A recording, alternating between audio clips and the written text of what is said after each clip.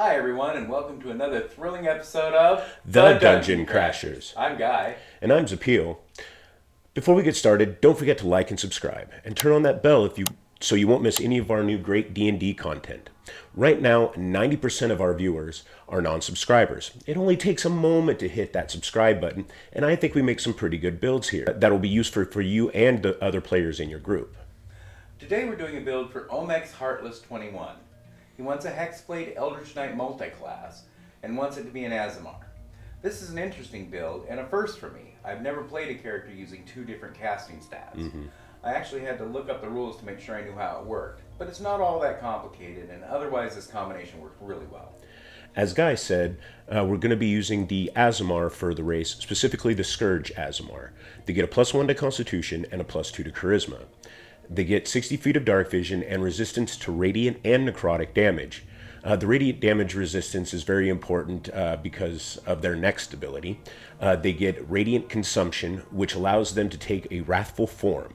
Divine energy pours out of your eyes and mouth, appearing to char you and radiate bright light within 20 feet and dim light within another 20 feet.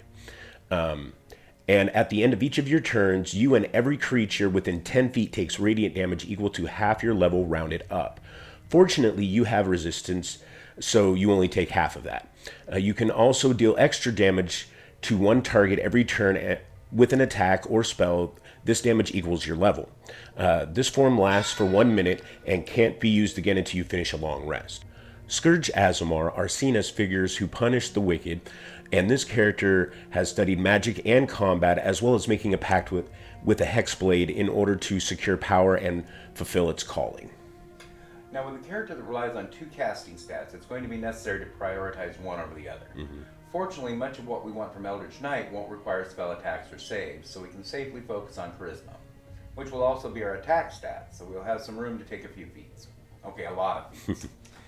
For abilities, we'll put 10 in strength. We really don't need it, but a negative just seems wrong for this character. 14 on dexterity because we're using medium armor and want the bonus. 13 on constitution, which the racial bonus will make 14. 12 on intelligence because we need to be smarter than average.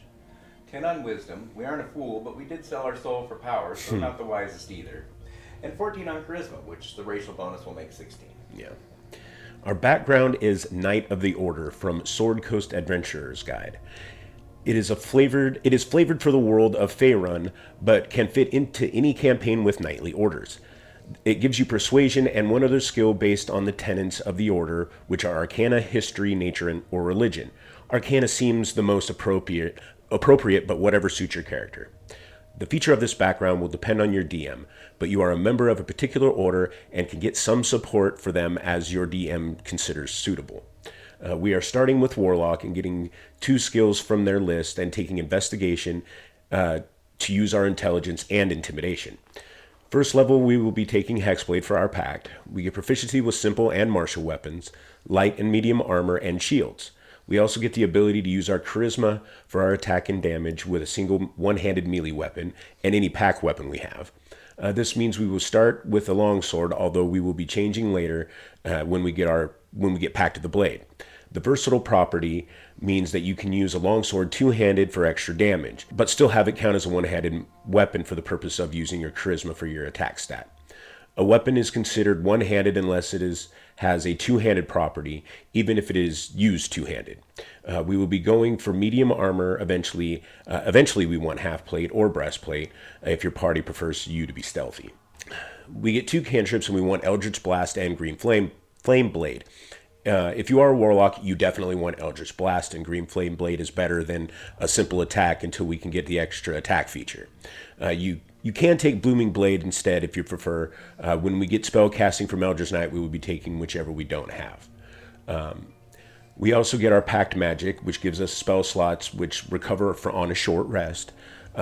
We get 1 at first level, and we get more later on, but never very many. We also get to learn 3 first level spells. We want Hex, adds to our melee damage, and Hellish Rebuke, which is a reaction to damage someone that strikes us with an attack. Lastly, from Hexblade, we get Hexblade's Curse, which allows you to curse a target within 30 feet for 1 minute. During the time, we do extra damage to that enemy, equal to our proficiency modifier on all damage rolls We critical hit on the target on a 19 or 20, and if it dies, we gain hit points equal to our Warlock level. Combining this with Radiant Consumption can absolutely destroy most enemies we are likely to face at this level. We get another use of our curse after we finish a short or long rest. At second level, we continue with Warlock, getting 2 invocations. As we won't be taking the Warcaster feat, we'll take Eldritch Mind, which gives us advantage on concentration checks. And we'll take Agonizing Blast, allowing us to add our Charisma modifier to the damage of our Eldritch Blast. This applies to every beam of the Eldritch Blast, so it gets better as we level up. We get another first level spell slot and another spell known. Armor of Agathis gives us 5 temporary hit points, and if an enemy hits us while we have these hit points, they take 5 points of cold damage. Yeah. At third level, we continue with Warlock, getting our Pact boon, and we want Pact of the Blade.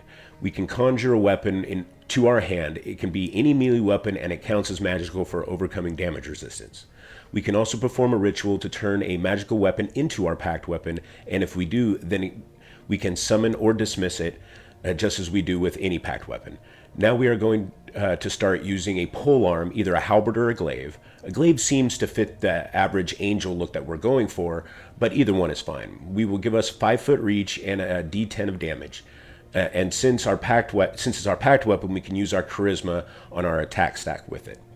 Our spell slot becomes second level, meaning that any spell that we can cast will be second level, giving any first level spells more power if they benefit from being cast at a higher level slot.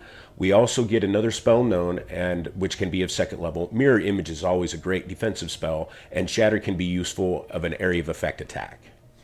And at fourth level, we'll take another Warlock level, getting an ability boost, which we're going to use to make our Charisma 18. We're going to be taking a few feats in a row after this, so we need the Charisma now. We also get another spell known, so take whichever you didn't take last level. And we also learn another cantrip. I like Toll the Dead. It deals necrotic damage, which is almost as rarely resisted as the force damage from Eldritch Blast. It also does almost as much damage as Eldritch Blast, and requires a will save instead of an attack roll. This can be useful against some enemies, but Eldritch Blast will still usually be better. At fifth level, we take our first level Fighter. Most of what we'll get from Fighter we already have from Hexblade, but we do get Second Wind, giving us a little healing that recharges on a short rest. Our cantrips also improve at this level, giving us 2 beams from Eldritch Blast, or 2d8 from Toll the Dead, 2d12 if they're already wounded, which is usually when I would use Toll the Dead. And our attack roll cantrips improve as well. Green Flame Blade now deals 1d8 to the primary target and to the secondary target. Or if you took Booming Blade, it deals 1d8 on your attack and 2d8 if they move and trigger the boom. At 6th level, we'll be taking second level of Fighter, getting Action Surge, letting us take a second action on our turn once per long rest. This can allow us to do quite a few useful things, such as attack, then take a dodge or disengage action, or simply make 2 attacks. At 7th level, we'll be taking 3rd level of Fighter, getting our Martial Archetype, and we will be taking Eldritch Knight. This gives us spellcasting. As we mentioned at the beginning, we now have 2 casting stats. And how this works is our Eldritch Knight spells use intelligence, even if we cast them using Pact Magic slot. And our Warlock spells use Charisma, even if we use the Eldritch Knight slot. Unlike our Pact Magic, our Eldritch Knight spells renew on a long rest, but we can get more of them than we get Warlock spell slots. This will let us use our long rest slots for Hex, saving our Pact Magic for more offensive attacks. Since our intelligence is lower than our Charisma, we're going to focus on spells that don't require attacks or saves. First, we get 2 cantrips. We'll be taking Booming Blade unless we took it as Warlock or Green Flame Blade.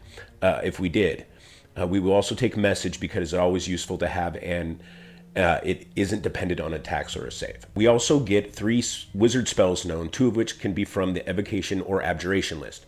We want Shield and Absorb elements from Abjuration, and for our free spell, we'll be taking Silvery Barbs. Along with Hellish Rebuke from Warlock, we now have 4 reaction spells to do a variety of things, and reactions are great for melee casters. We also get 2 first level spell slots to cast them with.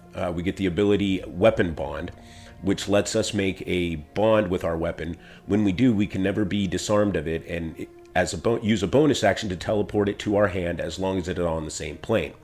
You can have 2 bonded weapons, but can only summon 1 at a time.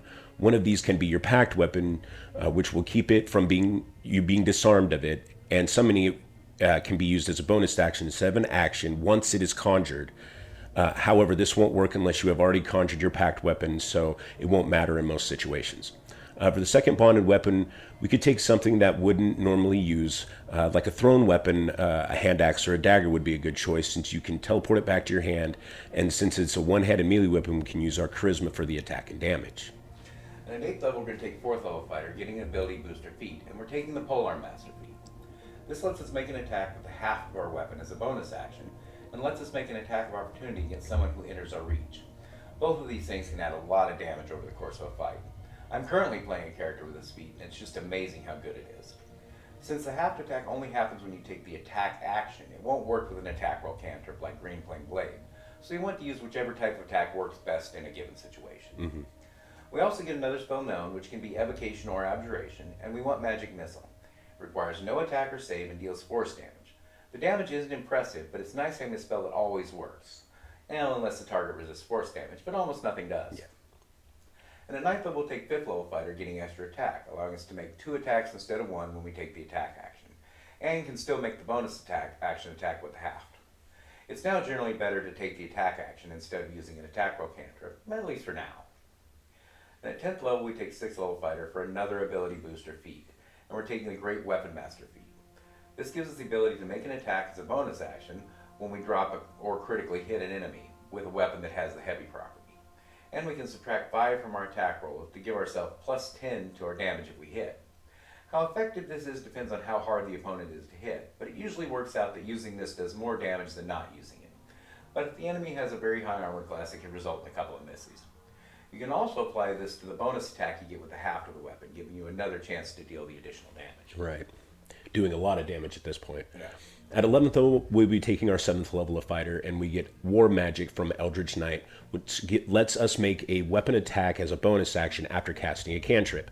This puts us back on having a choice of whether it's better to take an attack action or use an attack roll cantrip and then do a bonus action weapon attack.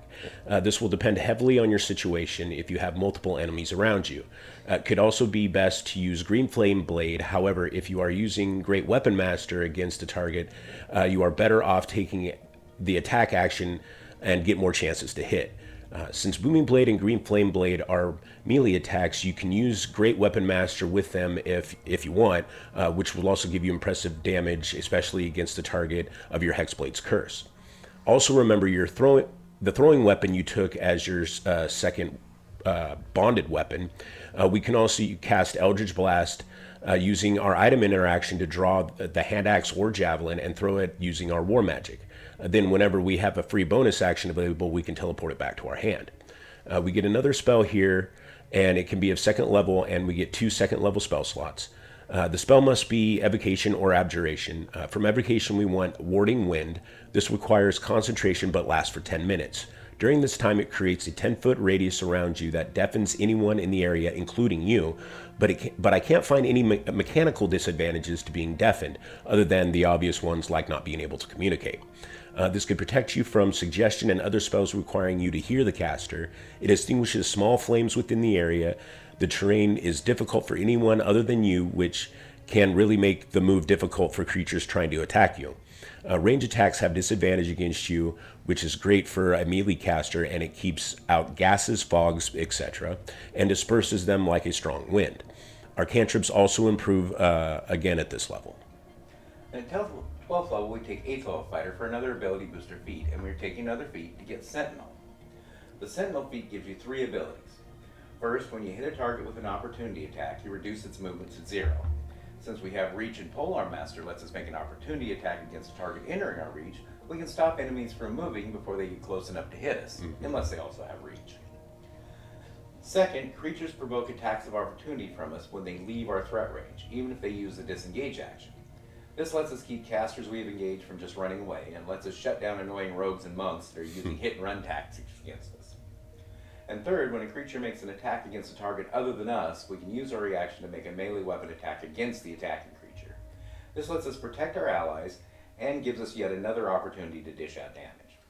And remember, things that improve our attacks like Hex, Radiant Consumption, and Hexblade's Curse all apply to all of the extra attacks we're getting from reactions and bonus actions. So the more attacks we can make, the better. Sadly, we only have 1 reaction per round, and we have many ways we want to use it. We also get another spell known, and it can be from any school, and we want Misty Step. A bonus action teleport is great mobility and can allow you to position yourself to take advantage of Sentinel or Polearm Master. Yep. At 13th level, we'll be going back to Warlock for 5th level. Our Warlock spell slots become 3rd level, and we get another spell known, and we want Fly. Even though we have an excellent range attack with Eldritch Blast, we are still a melee fighter and want to be able to chase down flying enemies, and we are an Avenging Angel, so we definitely should be able to fly. We also get another invocation at this level, and we want Eldritch Smite. Once per turn, you can spend one of your Warlock spell slots to deal an extra D8 force damage on an attack, plus another D8 per level of the spell slot, so now you can smite like a paladin.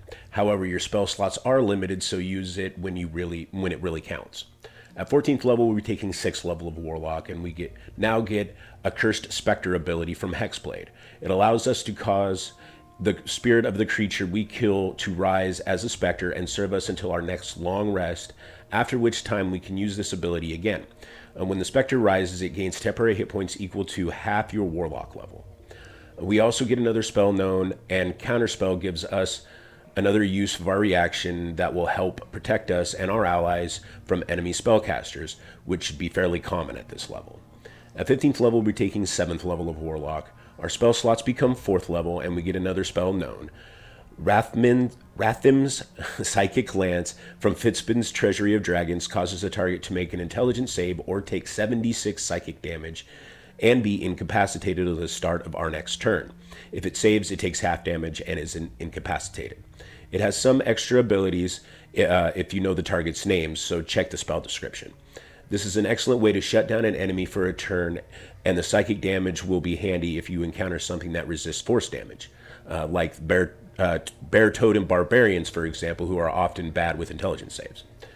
We also get another invocation, and we want Relentless Hex. If we have the target affected by our Hexblade's curse or the Hex spell, we can use a bonus action to teleport to an unoccupied space within 5 feet of it. At 16th level, we're taking 8th level of Warlock, getting an ability boost, and let's cap our Charisma off for the best spell attack, save DCs, and attack modifiers. We also get another spell known here, and Banishment is great for taking a powerful enemy out of a fight while you mop up its minions. Maybe heal up the party and cast some other buffing spells. In some cases, it might just get rid of the enemy altogether. And at 17th level, we go back to Eldritch Knight for 9th level, getting our first use of Indomitable, allowing us to reroll a failed save once per long rest. Our cantrips improve one less time here, making our Agonizing Blast a wicked attack, especially with our Charisma capped. And at 18th level, we take 10th level fighter, getting Eldritch Strike, which causes a creature we hit with a weapon attack to have disadvantage on saves against our spells until the start of our next turn. This is a great way to set up for casting Banishment on a powerful enemy. We also get another spell known from Evocation or Abjuration. There aren't a lot of good spells for us here that don't use spell attack or saves, but Scorching Ray and Rhyme's Binding Ice are both good evocations if you want to risk using your lower intelligence modifier for the attack or save. If your DM is okay with Unearthed Arcana, Mental Barrier from UA66 is a reaction that gives you advantage on intelligence, wisdom, and charisma saves until the start of your next turn, and resistance to psychic damage, which would be a perfect addition to our arsenal of reactions. And at 19th level, we take 11th level fighter, getting improved extra attack, allowing us to make 3 attacks instead of 2 when we take the attack action, plus the bonus attack from Polearm Master. Combining this with Hex, Hexblade's Curse, Radiant Consumption, and Great Weapon Master, and possibly Eldritch Smite will have you doing absolutely ridiculous amounts of damage. And we finish up at 20th level with 12th level fighter for a last ability booster feat. We could boost our Constitution here for better con saves and concentration checks, but I like the tough feat, giving us twice the hit points that raising our Constitution would. But either way will work. And we have been adding possible magic items to our builds, but this character is versatile enough that it doesn't need anything specific. Magical gear such as the weapon and armor are important, rings and cloaks of protection as well. A Rod of the Packkeeper is welcome for any Warlock, and wing boots could save you from having to cast Fly. Yeah. So now that we're done with this build, tell us what you think in the comments below. We hope that we lived up to Omek's Heartless 21's expectations. I think it makes a great damage dealer and really fits the Angel of Justice image we were going for. If you have any questions, comments, or build ideas, please leave them in the comment section below. Next week, we'll be doing a build for the Deaderer, which is a healer that can do so much more than just healing. So, also, we we do focus on 5th edition builds, but we love building 3.5 characters too, make it just some powerful, crazy characters. So if you want 3.5, let us know. So until next time. Cheers. Cheers.